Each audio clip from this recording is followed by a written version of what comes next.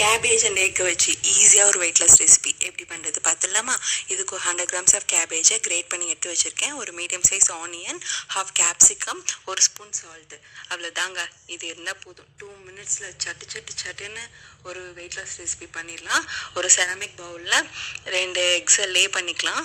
ஒரு குட்டி cooking tips, எக்கை வந்து நீங்கள் அலுமினியம் பவுலில் வேறு எதுனா பவுலில் நீங்கள் போட்டிங்கன்னா ஒரு ஸ்மெல் வந்துகிட்டே இருக்கும்.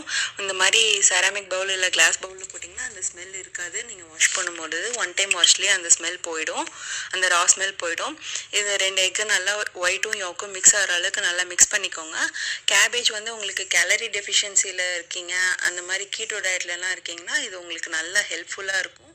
அவங்களோட ஹங்கர்னஸை நல்லா ஃபில் பண்ணும்.